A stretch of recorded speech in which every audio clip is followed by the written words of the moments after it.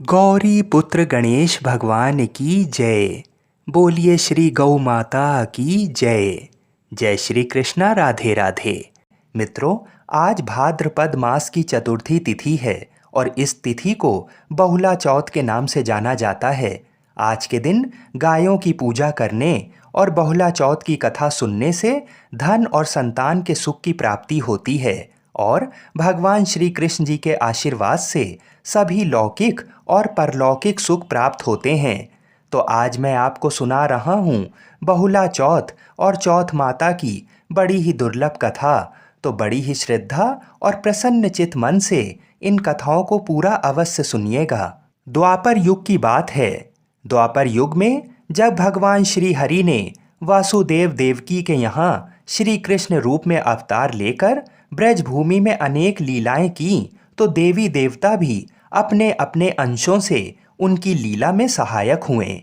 गौ शिरोमणि कामधेनु माता भी अपने अंश से उत्पन्न होकर बहुला नाम से नंद बाबा की गौशाला में गाय बनकर उसकी शोभा बढ़ाने लगीं। बाल रूप श्री कृष्ण जी का बहुला से और बहुला का श्री कृष्ण जी से अपार स्नेह था। कहा जाता है कि बालक श्री कृष्ण को देखते ही बहुला के स्तनों से दूध की धारा बहने लगती थी।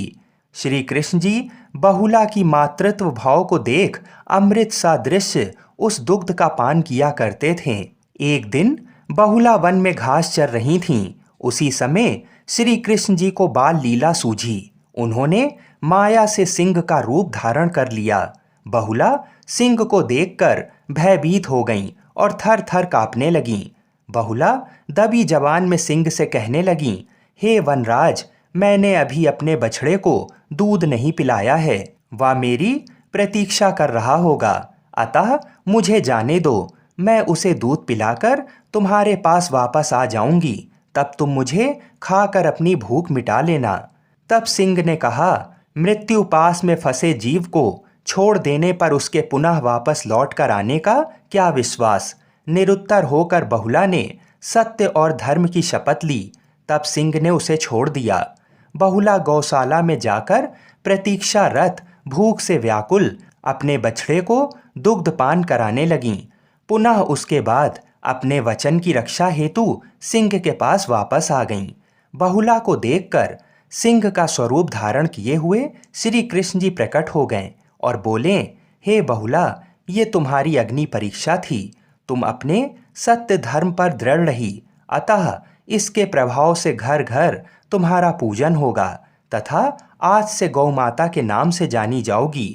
बहुला भगवान श्री कृष्ण जी का आशीर्वाद प्राप्त कर अपने घर लौट आई और अपने बछड़े के साथ आनंद से रहने लगी। बहुला चौथ व्रत कथा का मुख्य उद्देश्य ये है, व्यक्ति को हमेशा सत्य और न्याय पथ का वरण करना चाहिए। इस रास्ते पर जो भी चलेगा उसे जीवन में कभी ना कभी सफलता जरूर मिलेगी, अर्थात सत्य की ही विजय होती है। इस व्रत का पालन करने वाले को सत्य धर्म का अवश्य ही निर्वहन करना चाहिए। साथ ही अपने कर्तव्य पथ से कभी भी हटना नहीं चाहिए। बोलिए श्री कृष्ण भगवान की जय। बोलिए बहुला माता की जय। आइए, आज बहुला चौथ के दिन मनोकामनाओं की पूर्ति करने वाली भगवान श्री कृष्ण और गौ माता की बड़ी ही सुंदर कथा को सुनते हैं। इस कथा को पूरा अवश्य सुनिएगा। अयोध्या के चक्रवर्ती सम्राट महाराजा दिलीप के कोई संतान नहीं थी। एक बार वे अपनी पत्नी के साथ गुरु वशिष्ठ जी के आश्रम में गए और पुत्र पाने के लिए महर्षि से प्रार्थना की। महर्षि वशिष्ठ जी ने ध्यान करके राजा के पुत्र ना होने का कारण जान लिया और बोले, महाराज, आप देवराज इंद्र से मिलकर जब स्वर्ग से पृथ्वी पर आ रहे थे तो आपने रास्ते में खड़ी कामधेनु को प्रणाम नहीं किया। शीघ्रता में होने के कारण आपने कामधेनु को देखा ही नहीं। कामधेनु ने आपको श्राप दे दिया कि उनकी संतान की सेवा किए बिना आपको पुत्र नहीं होगा। महाराजा दिलीप बोले, गुरुदेव, सभी गाय कामधेनु की संतान हैं। गो सेवा तो बड़े पुण्य का काम है। मैं गायों की सेवा करूंगा। वशिष्ठ जी ने बताया, मेरे आश्रम में जो नंदिनी नाम की गाय है वह कामधेनु की पुत्री है। आप उसी की सेवा करें। महाराजा दिलीप सवेरे ही नंदिनी के पीछे पीछे वन में गए। नंदिनी जब खड़ी होती तो वे खड़े रहते, वह चलती तो उसके पीछे चलते, उसके बैठने पर ही बैठते और उसके जल पी लेने पर ही जल पीते थे। वे उसके शरीर पर एक मक्खी तक बैठने नहीं देते थे। संध्या के समय जब नंदिनी आश्रम को लौटती तो उसके पीछे पीछे महाराज लौट आते थे। महारानी सुदक्षिणा उस गाय की सायंकाल और प्रातःकाल पूजा करती थीं। रात को उसके पास दीपक जलाती थीं और महाराज गौशाला में गाय के पास भूमि पर ही सोते थे। इस प्रकार 1 महीने तक महाराजा दिलीप ने बड़े परिश्रम और सावधानी से नंदिनी की सेवा की। जिस दिन महाराज को गौ सेवा करते 1 महीना पूरा हो रहा था, उस दिन वन में महाराज कुछ सुंदर पुष्पों को देखने लगे और इतने में नंदिनी गाय आगे चली गईं। 2-4 क्षण में ही उस गाय के डकराने की बड़ी करुण ध्वनि सुनाई पड़ी।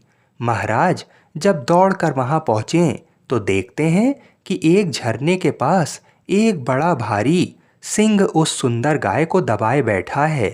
सिंह को मारकर गाय को छुड़ाने के लिए महाराज ने धनुष चढ़ाया, किंतु जब तरकस से बाण निकालने चले तो दाहिना हाथ तरकस में ही चिपक गया। आश्चर्य में पड़े महाराज दिलीप से सिंह ने मनुष्य की भाषा में कहा, राजन, मैं कोई साधारण सिंह नहीं हूँ, मैं भगवान शिव जी का सेवक हूँ। अब आप यहाँ से लौट जाइए। जिस काम के करने में अपना बस ना चले उसे छोड़ देने में कोई दोष नहीं होता। मैं भूखा हूँ, ये गाय मेरे भाग से ही यहाँ आ गई है, इससे मैं अपनी भूख मिटाऊंगा। महाराज दिलीप बड़ी नम्रता से बोले, आप भगवान शंकर के सेवक हैं, इसलिए मैं आपको प्रणाम करता हूँ। सत्पुरुषों के साथ बात करने तथा थोड़े क्षण भी साथ रहने से मित्रता हो जाती है। आपने जब कृपा करके मुझे अपना परिचय दिया है तो मेरे ऊपर इतनी कृपा और कीजिए कि इस गौ को छोड़ दीजिए और इसके बदले में मुझे खाकर अपनी भूख मिटा लीजिए। सिंह ने राजा को बहुत समझाया कि एक गाय के लिए चक्रवर्ती सम्राट को प्राण नहीं देना चाहिए। वे अपने गुरु को हजारों गाय दान कर सकते हैं और जीवन में हजारों गायों का पालन तथा रक्षा भी कर सकते हैं, किंतु महाराजा दिलीप अपनी बात पर अड़े रहें। एक शरणागत गऊ महाराज के देखते देखते मारी जाए, इससे उसे बचाने में प्राण दे देना उन्हें स्वीकार था। अंत में सिंह ने उनके बदले गाय को छोड़ना स्वीकार कर लिया। महाराज का चिपका हाथ तरकस से छूट गया। उन्होंने धनुष और तरकस अलग रख दिया और सिर झुकाकर वे सिंह के आगे बैठ गए। महाराज दिलीप समझते थे कि अब सिंह उनके ऊपर कूदेगा और उन्हें फाड़ कर खा जाएगा, परंतु उनके ऊपर तो आकाश से फूलों की वर्षा होने लगी। नंदिनी ने उन्हें मनुष्य की भाषा में पुकार कर कहा, महाराज आप उठिए, यहाँ कोई सिंह नहीं है, ये तो मैंने आपकी परीक्षा लेने के लिए माया दिखाई थी। अब आप पत्ते के दोने में दूहकर मेरा दूध पी लीजिए, आपके गुणवान तथा प्रतापी पुत्र होगा। महाराज उठे, उन्होंने उस कामधेनु गौ को प्रणाम किया और हाथ जोड़कर बोले, माता आपके दूध पर पहले आपके बछड़े का अधिकार है, उसके बाद बचा दूध गुरुदेव का है। आश्रम लौटने पर गुरुदेव की आज्ञा से ही मैं थोड़ा सा दूध ले सकता हूँ। महाराज की गुरु भक्ति तथा धर्म प्रेम से नंदिनी और भी प्रसन्न हुई। शाम को आश्रम लौटने पर महर्षि वशिष्ठ जी की आज्ञा से महाराज ने नंदिनी का थोड़ा सा दूध पिया। समय आने पर महाराजा दिलीप के भगवान श्री कृष्ण और गौ माता की कृपा से परम प्रतापी पुत्र हुआ। बोलिए श्री राधा कृष्ण भगवान की जय। बोलिए गौ माता की जय। बोलिए श्री चौथ माता की जय। आइए अब मनोकामनाओं को पूरी करने वाली चौथ माता की कथा को सुनते हैं। कहते हैं, बहुला चतुर्थी के दिन चौथ माता और गणेश जी की कथा को अवश्य सुनना चाहिए। एक गांव में एक सेठ सेठानी थे। उनके एक बेटा और बहू थे। बहू सबको भोजन करा के फिर स्वयं भोजन करती थी। एक पड़ोसन ऐसी भी थी जो रोज पूछती थी कि बहू आज क्या बनाया खाया। बहू कहती, ठंडो बासी। एक दिन उसके पति ने ऐसा सुनकर विचार किया कि आज तो पकवान बनाए जाएं, फिर देखें कि मेरी पत्नी क्या कहती है। उसने तरह तरह के पकवान बनाए और घर के सभी लोगों ने एक साथ बैठकर भोजन किया। आज भी पड़ोसन ने पूछा तो बहू ने कहा, ठंडो बासी। सेठ के लड़के ने सोचा, हो ना हो कोई बात अवश्य है जिससे कि मेरी पत्नी ऐसा कहती है। उसने पत्नी से पूछा कि तुम रोज ठंडो बासी खाया ऐसा क्यों कहती हो, जबकि अपन सबने एक साथ बैठकर कई तरह के पकवान खाएं। तब उसकी पत्नी बोली, हम लोग जो कुछ भी खा रहे हैं वह बाप बूढ़ों की कमाई है। जिस दिन आप कमा कर लाओगे उस दिन मैं समझूंगी कि ताजा भोजन कर रही हूँ। अब एक दिन लड़के ने माँ से कहा, मैं एक बड़े शहर में कमाई करने जा रहा हूँ। माँ बोली, बेटा अपने पास इतना धन है कि खाया नहीं खत्म होगा। माँ के मना करने पर भी बेटे ने स्वयं कमाने का दृढ़ निश्चय कर लिया और जाते समय पत्नी से कहा, मैं जब तक कमाकर बहुत सा धन लेकर ना आऊं तुम चूल्हे की आग मत बुझने देना। एक दिन चूल्हे की आग बुझ गई तो वह मन ही मन घबराने लगी, कहीं मेरे पति पर कोई संकट तो नहीं आन पड़ा। जल्दी से पड़ोस में से आग लाकर चूल्हे में रख दूं, ऐसा विचार करके पड़ोस में गई।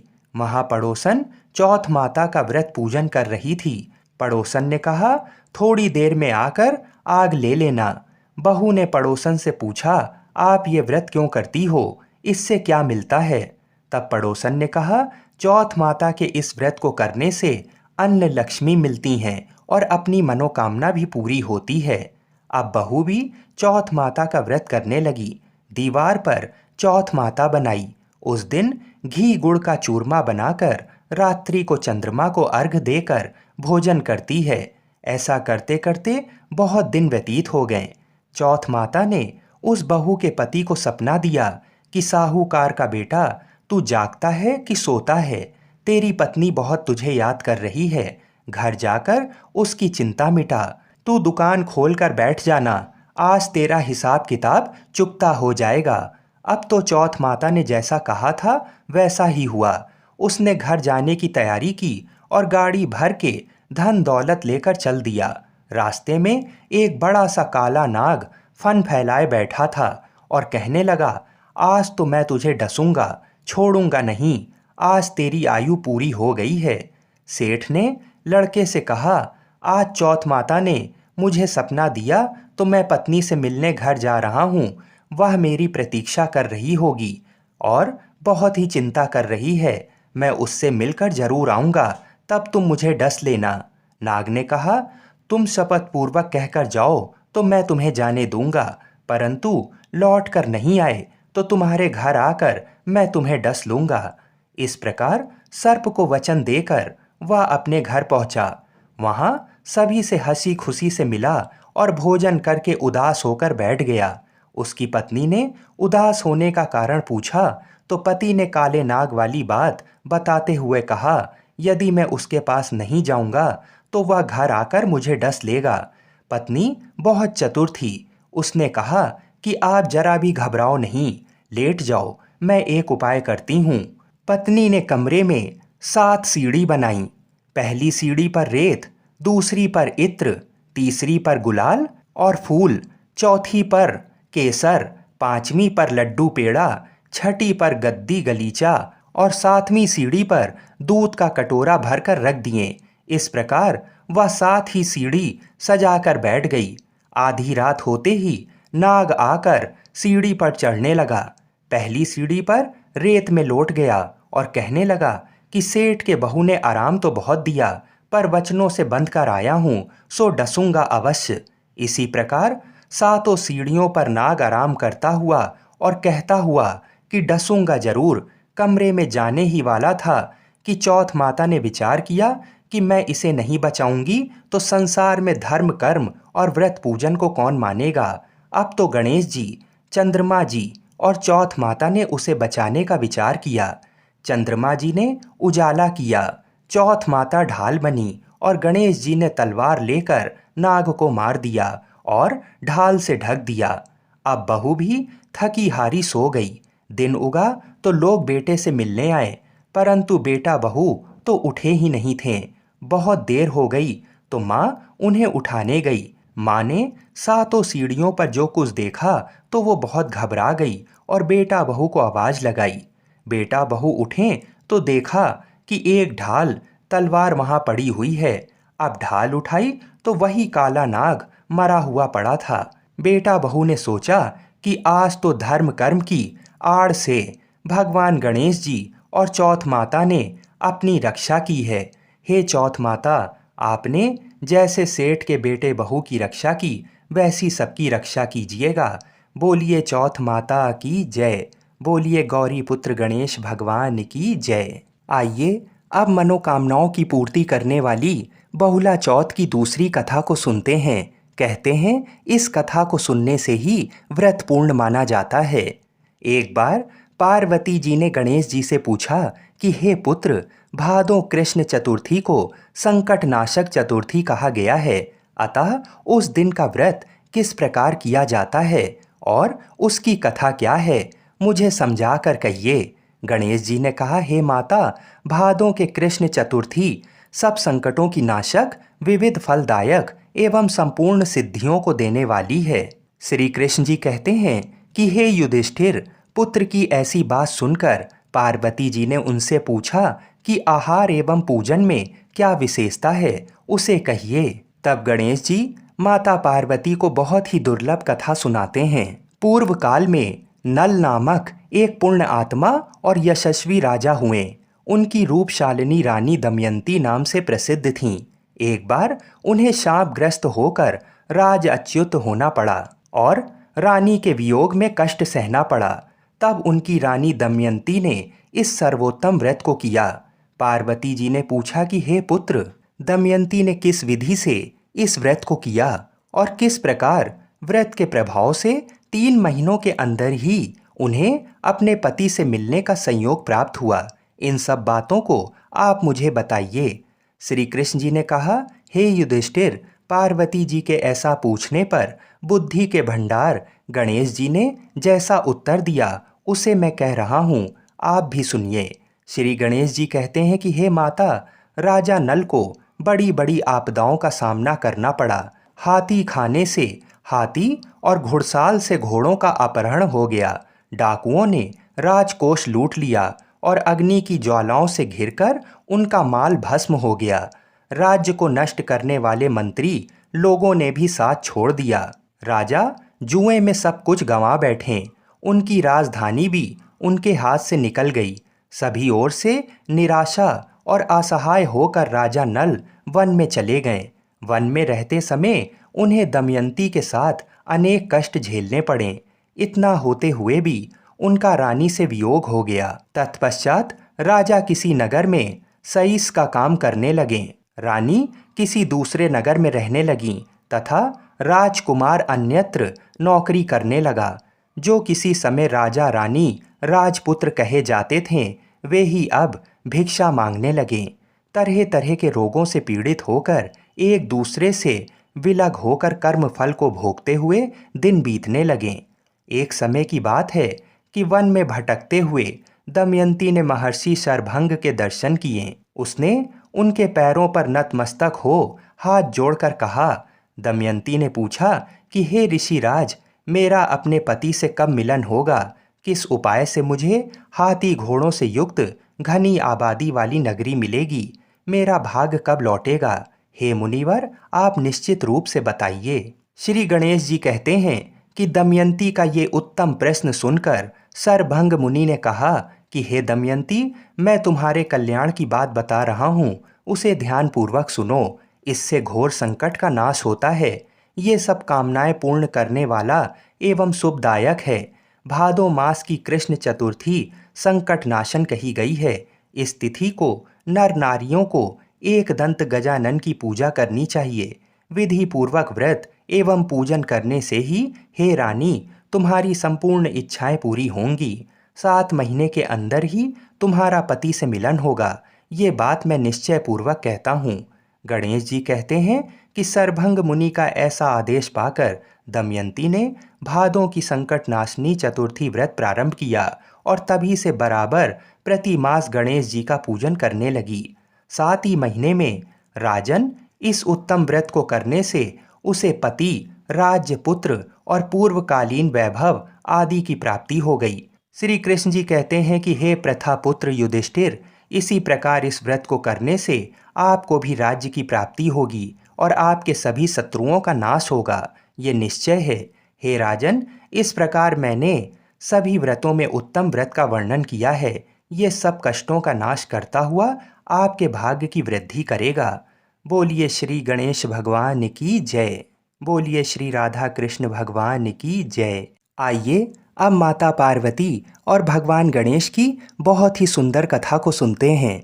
शिव पुराण के अनुसार भगवान गणेश जी के जन्म लेने की कथा का वर्णन प्राप्त होता है, जिसके अनुसार देवी पार्वती जब स्नान करने से पूर्व अपनी मैल से एक बालक का निर्माण करती हैं और उसे अपना द्वारपाल बनाती हैं। वह उनसे कहती हैं, हे पुत्र, तुम द्वार पर पहरा दो, मैं भीतर जाकर स्नान कर रही हूँ। अतः जब तक मैं स्नान ना कर लूँ तब तक तुम किसी भी पुरुष को भीतर नहीं आने देना। जब भगवान शिव जी आए तो गणेश जी ने उन्हें द्वार पर रोक लिया और उन्हें भीतर ना जाने दिया। इससे शिव जी बहुत क्रोधित हुए और बालक गणेश का सिर धड़ से अलग कर देते हैं। इससे भगवती दुखी व क्रुद्ध हो उठीं।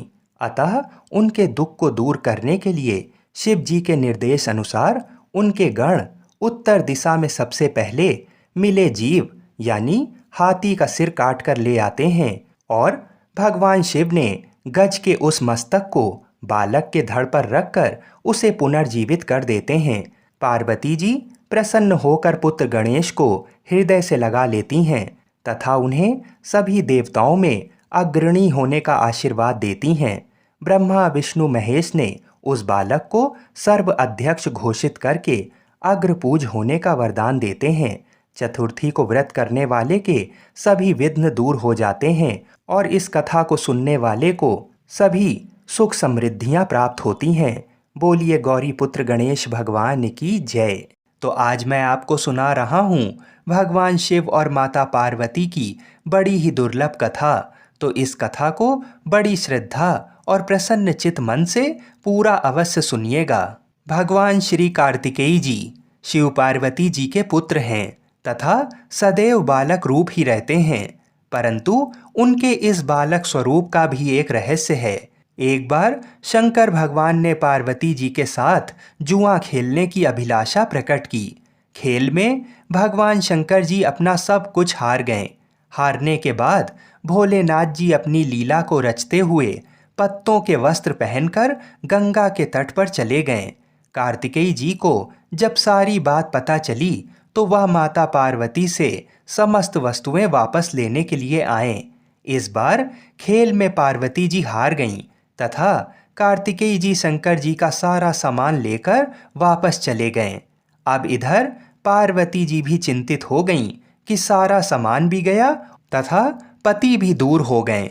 पार्वती जी ने अपनी व्यथा अपने प्रिय पुत्र गणेश जी को बताई तो मात्र भक्त गणेश जी स्वयं जुआ खेलने शंकर भगवान जी के पास पहुँचे। गणेश जी इस खेल में जीत गए और लौटकर अपनी जीत का समाचार अपनी माता पार्वती को सुनाया। इस पर पार्वती जी बोलीं कि उन्हें अपने पिता को साथ लेकर आना चाहिए था। गणेश जी फिर भोलेनाथ जी की खोज करने निकल पड़े। भोलेनाथ जी से उनकी भेंट हरिद्वार में हुई। उस समय भोलेनाथ भगवान विष्णु जी व कार्तिकेय जी के साथ भ्रमण कर रहे थे। पार्वती जी से नाराज भोलेनाथ ने लौटने से मना कर दिया। भोलेनाथ जी के भक्त रावण ने गणेश जी के वाहन मूसक को बिल्ली का रूप धारण करके डरा दिया। मूसक गणेश जी को छोड़कर भाग गए। इधर भगवान विष्णु ने भोलेनाथ की इच्छा से पासा का रूप धारण कर लिया था। गणेश जी ने माता के उदास होने की बात भोलेनाथ जी को कह सुनाई। इस पर भोलेनाथ बोले कि हमने नया पासा बनवाया है। अगर तुम्हारी माता पुनः खेल खेलने को सहमत हों तो मैं वापस चल सकता हूँ। श्री गणेश जी के आश्वासन पर भोलेनाथ जी वापस पार्वती जी के पास पहुँचे तथा खेल खेलने को कहा। इस पर पार्वती जी हंस पड़ी और बोली, अभी आपके पास क्या चीज़ है जिससे खेल खेला जाए। ये सुनकर भोलेनाथ जी चुप हो गए। इस पर नारद जी ने अपनी वीणा आदि सामग्री उन्हें दी। इस खेल में श्री भोलेनाथ जी हर बार जीतने लगे। एक दो पासे फेंकने के बाद गणेश जी समझ गए तथा उन्होंने भगवान विष्णु के पासा रूप धारण करने का रहस्य माता पार्वती जी को बता दिया। सारी बात सुनकर पार्वती जी को क्रोध आ गया। रावण ने माता को समझाने का प्रयास किया पर उनका क्रोध शांत नहीं हुआ तथा क्रोधवश उन्होंने भोलेनाथ जी को श्राप दे दिया कि गंगा की धारा का बोझ उनके सर पर रहेगा। नारद जी को कभी एक स्थान पर न टिकने का अभिशाप मिला। भगवान विष्णु जी को श्राप दिया कि यही रावण तुम्हारा शत्रु होगा तथा रावण को श्राप दिया कि विष्णु ही तुम्हारा विनाश करेंगे। कार्तिकेय जी को भी माता पार्वती जी ने कभी जवान ना होने का श्राप दिया। इस पर सर्वजन चिंतित हो उठे। तब नारद जी ने अपनी विनोदपूर्ण बातों से माता का क्रोध शांत किया तो माता ने उन्हें वरदान मांगने को कहा। नारद जी बोले कि आप सभी को वरदान दें तभी मैं वरदान लूंगा। पार्वती जी सहमत हो गईं। तब भगवान शंकर जी ने कार्तिक शुक्ल के दिन जुए में विजयी रहने वालों को वर्ष भर विजयी बनाने का वरदान मांगा। भगवान विष्णु जी ने अपने प्रत्येक छोटे बड़े कार्य में सफलता का वर मांगा, परंतु कार्तिकेय जी ने सदा बालक रहने का ही वर मांगा तथा कहा, मुझे विषय वासना का संसर्ग ना हो तथा सदा भगवत स्मरण में लीन रहूं। अंत में नारद जी ने देवर्षि होने का वरदान मांगा। माता पार्वती जी ने रावण को समस्त वेदों की सुविस्तृत व्याख्या देते हुए सबके लिए तथास्तु कहा। कार्तिकेय जी के जन्म के पहले जब तारकासुर के अत्याचार से सभी देवता पीड़ित थे, तभी भगवान शंकर जी ने पार्वती जी का पाणी ग्रहण किया था और तब 6 मुख वाले कार्तिकेय जी का जन्म हुआ था। उन्होंने ही तारकासुर का वध किया था। बोलिए शंकर पार्वती भगवान की जय। श्री कृष्ण भगवान का एक बहुत बड़ा भक्त हुआ, लेकिन वो बहुत गरीब था। एक दिन उसने अपने शहर के सबसे बड़े गोविंद गोधाम की महिमा सुनी और उसका वहाँ जाने का मन उत्सुक हो गया। कुछ दिन बाद जन्माष्टमी आने वाली थी। उसने सोचा, मैं प्रभु के साथ जन्माष्टमी गोविंद गोधाम में मनाऊंगा। गोविंद गोधाम उसके घर से बहुत दूर था। जन्माष्टमी वाले दिन वो सुबह ही घर से चल पड़ा। उसके मन में भगवान श्री कृष्ण को देखने का उत्साह और मन में भगवान के भजन गाता जा रहा था। रास्ते में जगह जगह लंगर और पानी की सेवा हो रही थी। वो ये देखकर बहुत आनंदित हुआ कि वाह प्रभु, आपकी लीला। मैंने तो सिर्फ सुना ही था कि आप गरीबों पर बड़ी दया करते हो। आज अपनी आँखों से देख भी लिया। सब गरीब और भिखारी और आम लोग एक ही जगह से लंगर प्रसाद पाकर कितने खुश हो रहे थे। भक्त बैलगाड़ी में बैठा ही देख रहा था। उसने सबके देने पर भी कुछ नहीं लिया और सोचा, पहले प्रभु के दर्शन करूंगा, फिर कुछ खाऊंगा, क्योंकि आज तो वहाँ गरीबों के लिए बहुत प्रसाद का इंतजाम किया होगा। रास्ते में उसने भगवान के लिए थोड़े से अमरूद का प्रसाद लिया और बड़े आनंद में था भगवान के दर्शन को लेकर। भक्त इतनी कड़ी धूप में भगवान के घर पहुंचा और मंदिर की इतनी प्यारी सजावट देखकर भाव विभोर हो गया। भक्त ने फिर मंदिर के अंदर जाने का किसी से रास्ता पूछा। किसी ने उसे रास्ता बता दिया और कहा, ये जो लाइनें लगी हुई हैं, आप भी उस लाइन में लग जाओ। वो भक्त भी उसी लाइन में लग गया और वहाँ बहुत ही भीड़ थी। पर एक और लाइन उसके साथ ही थी, पर वो एकदम खाली थी। भक्त को बड़ी हैरानी हुई कि यहाँ इतनी भीड़ है और यहाँ तो बारी ही नहीं आ रही है और वो लाइन से लोग जल्दी जल्दी दर्शन करने जा रहे हैं। उस भक्त से रहा ना गया। उसने अपने साथ वाले भक्त से पूछा कि भैया, यहाँ इतनी भीड़ और वो लाइन इतनी खाली क्यों है, और वहाँ सब जल्दी जल्दी दर्शन के लिए कैसे जा रहे हैं? वो तो हमारे से काफ़ी बाद में आए थे। तब उस दूसरे भक्त ने कहा, भाई, ये अमीरों की लाइन है, इसमें गांव के अमीर लोग हैं। भक्त ने जैसे ही ये बात सुनी तो उसकी आंखें खुली रह गईं। उसने मन में सोचा, भगवान के दर पे क्या अमीर क्या गरीब, यहाँ तो सब समान होते हैं। कितनी देर भूखे प्यासे रहकर उस भक्त की बारी दरबार में आ ही गई और भगवान को वो दूर से देख रहा था और उनकी छवि को देखकर बहुत आनंदित हो रहा था। वो देख रहा था कि भगवान को तो सब लोग यहाँ 56 भोग चढ़ा रहे हैं और वो अपने थोड़े से अमरूद सबसे छुपा रहा था। जब दर्शन की बारी आई तो सेवादारों ने उसे ठीक से दर्शन भी नहीं करने दिए और जल्दी चलो ऐसा कहते हुए उसे आगे बढ़ा दिया। उसकी आंखें भर आईं और उसने चुपके से अपने वो अमरूद वहाँ रख दिए और दरबार से बाहर चला गया। जब दरबार के बाहर गया तो लंगर प्रसाद लिखा हुआ था। भक्त को बहुत भूख लगी थी। सोचा, अब प्रसाद ग्रहण कर लूं। जैसे ही वो लंगर खाने पहुंचा तो 2 दरबान खड़े थे। वहां उन्होंने उस भक्त को रोका और कहा कि ये सिर्फ अमीरों के लिए है, आप यहाँ प्रसाद नहीं ले सकते।